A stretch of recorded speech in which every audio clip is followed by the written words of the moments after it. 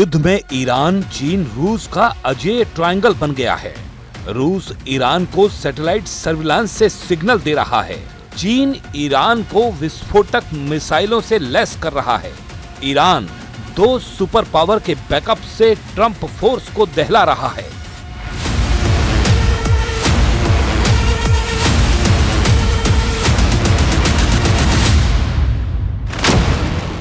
खाड़ी युद्ध की पिक्चर क्लियर है। अमेरिका इजराइल में बड़ा फेयर है। युद्ध अब बराबरी का है।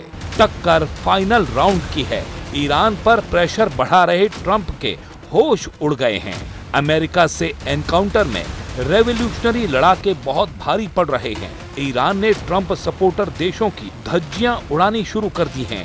ईरान की ड्रोन और मिसाइल की मार खाड़ी देशों से झेली नहीं जा रही, क्योंकि ईरान हर दिन हमलों की डोज बढ़ाता जा रहा है।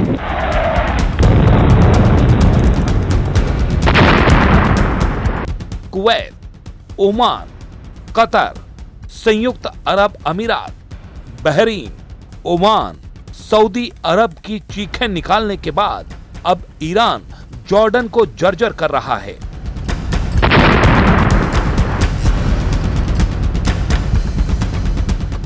जॉर्डन के मुफाक साल्टी एयरबेस को ईरान लगातार क्यों बमबारी कर दहला रहा है, ये भी जान लीजिए। ये एयरबेस जॉर्डन के अज़क्र इलाके में है, जो राजधानी अम्मान से करीब 100 किलोमीटर उत्तर पूर्व में है।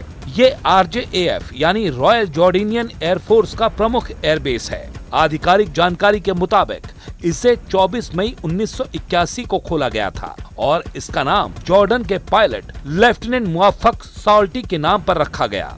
वो 1966 में इजरायली वायुसेना के साथ हवाई लड़ाई में मारे गए थे। जॉर्डन के F-16 लड़ाकू विमानों के प्रमुख ठिकानों में से एक बेस में विमान रखरखाव और अपग्रेड की सुविधाएं।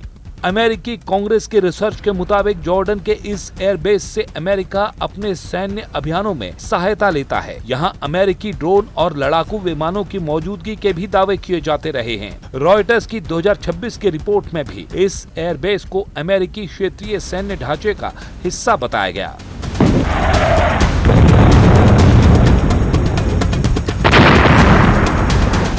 मतलब जॉर्डन पर ईरान का हमला ट्रंप के अड्डे की तबाही की वजह से हो रहे हैं। इतना ही नहीं, ईरान ने ट्रंप फोर्स को परास्त करने के लिए चाइनीज किलर को वॉर जोन में जल्द तैनाती के सिग्नल दिए हैं। इसकी वजह ट्रंप नेतन्याहू की मीटिंग में लिए गए फैसले हैं। व्हाइट हाउस में नेतन्याहू ट्रंप ने ईरान पर फाइनल असॉल्ट का फैसला लिया है।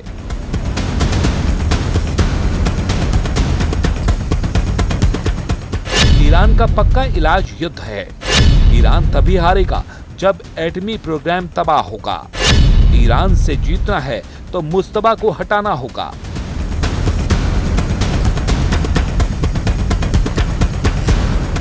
ट्रंप का दिमागी टेम्परेचर खौलने लगा है। नेतन्याहू की बताई बातों ने ट्रंप को इतना भड़का दिया है कि उन्होंने ईरान को तोड़ डालने के ऑर्डर दिए हैं। ट्रंप ने नेतन्याहू से ये तक कहा है कि मुझे ये बातें पहले क्यों नहीं बताई, मुझे ईरान से मिले सीक्रेट क्यों नहीं दिखाए। नेतन्याहू ने ट्रंप को क्या दिखाया है? कौन सा खौफ अब व्हाइट हाउस में छाया है? क्यों ट्रंप ईरान में तबाही वाला युद्ध शुरू करने के लिए तैयार हो गए हैं? पीएम नेतन्याहू से सुनिए। ट्रंप से मीटिंग के बाद उनके खुशी का ठिकाना नहीं है।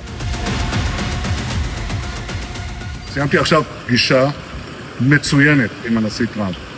כשאני אומר מצוינת, זה לא מן השפה אל החוץ. שיחה עם שותפות מלאה, עם תמיכה הדדית, עם הבנה על היעד המשותף להבטיח שלאיראן לא יהיה נשק גרעיני, וגם יעדים אחרים. אחת השיחות הטובות ביותר שקיימתי עם נשיא ארצות הברית, ידידנו דונלד טראמפ. היה שם גם כל הצוות הבכיר שלו. चैनल 12 के मुताबिक नेतन्याहू ने ट्रंप से उन ठिकानों पर फिर से हमला करने के लिए कहा है जिससे मुस्तबा की सरकार ढह जाए। ईरान में तख्ता पलट का चांस देखकर ट्रंप फिर से फुल फॉर्म में हमले के लिए तैयार हुए हैं। जबकि नेतन्याहू से मिलने से पहले ट्रंप ईरान से डील का दावा कर रहे थे। उन्होंने ईरान से बहुत अच्छी बातें करने का दावा किया था, लेकिन अब फिर से ट्रंप बमबारी वाला सीन खाड़ी में दिखाने लगे हैं। अमेरिकी सेंट्रल कमांड कह ढाने लगी है। अमेरिका के साथ ईरान जंग में अब सऊदी अरब की भी एंट्री हो गई है।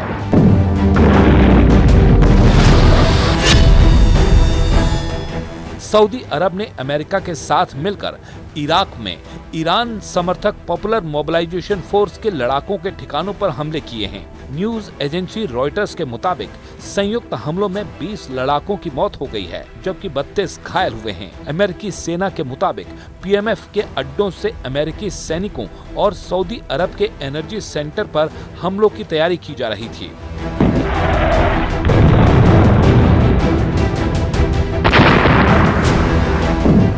वक्त रहते अमेरिका सऊदी अरब ने ईरानी लड़ाकों को कुचल डाला, लेकिन इराक के प्रधानमंत्री इस हमले के बाद बौखला गए हैं।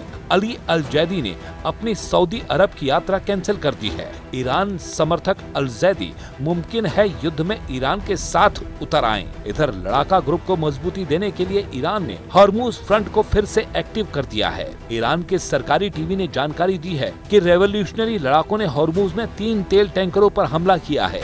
IRGC कमांडर इब्राहिम जुल्फिकार ने धमकी दी है कि अब हॉर्मुज से दुश्मनों के जहाजों की आवाजाही पूरी तरह बंद कर दी गई है।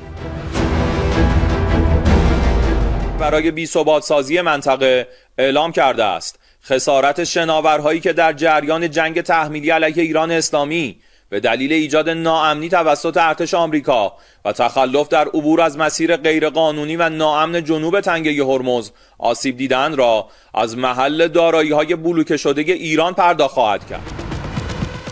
ईरान को हॉर्मुज में अब तक अमेरिका पीछे धकेल नहीं पाया। लाल सागर में भी ईरान समर्थित हूथी का डंका बज रहा है। ऑयल रूटों को ब्लॉक कर ईरान ट्रंप की धड़कनें बढ़ा रहा है। चीन ने भी लाल सागर में पैनी नजर रखने की जानकारी दी है। 中方密切关注红海局势发展，认为地区各国的主权安全都应当得到尊重，国际航道的安全畅通应当共同守护。中方呼吁相关各方继续通过对话协商，妥善化解矛盾分歧，推动红海局势降温。 चीन भले ही शांति वार्ता की दुहाई दे रहा है, मगर उसका प्लान ट्रंप को खाड़ी में झटका देने का है। ईरान को चीन से नई मिसाइल सप्लाई की जाने वाली है। ये एयर डिफेंस मिसाइल हैं, जो ईरान ने अमेरिका और इजराइल के हवाई टारगेट के खिलाफ चीन से खरीदी हैं। 400 मिसाइलों और लॉन्चर्स का ये सौदा इमरजेंसी में किया गया है और अब ये ईरान पहुंच रही हैं। सूत्रों के मुताबिक चीन और ईरान डिलीवरी के लिए जमीनी रास्तों का इस्तेमाल कर सकते हैं। दोनों पक्षों के बीच बने प्लान के तहत शुरुआत में डिलीवरी पश्चिमी चीन के उर्मुकी से हवाई मार्ग से होगी और फिर पाकिस्तान होते हुए मिसाइलें ईरान तक पहुंचाई जाएंगी।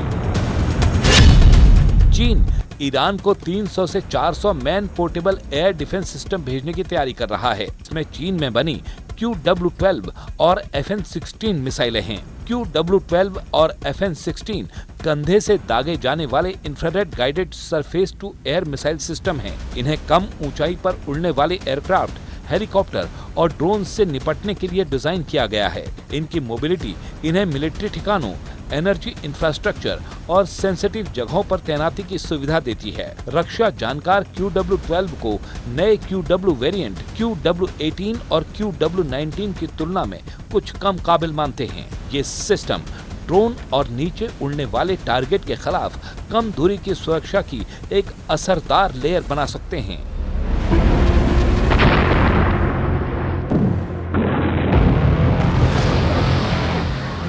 ईरान को एहसास है कि अमेरिका युद्ध से पीछे हटने वाला नहीं है। ईरान जानता है कि इजराइल सही मौके पर हमले के लिए तैयार बैठा है। ट्रंप से हुई मीटिंग को सबसे शानदार मुलाकात बताने के बाद नेतन्याहू की तरफ से कहा गया है कि उनकी ट्रंप से ईरान पर डिटेल में बात हुई है और ये तय हुआ है कि ईरान कभी परमाणु बम हासिल नहीं कर पाए। साथ ही लेबनान और सीरिया से भी सेना वापस बुलाने को लेकर ट्रंप का कोई प्रेशर नहीं है। न ही गाजा को लेकर ट्रंप कोई दबाव डाल रहे हैं। यानी नेतन्याहू के पास सभी दुश्मनों पर हमले का लाइसेंस ट्रंप ने दे दिया है। तय इजराइल को करना है कि कब, कहां किस दुश्मन को दहलाना है।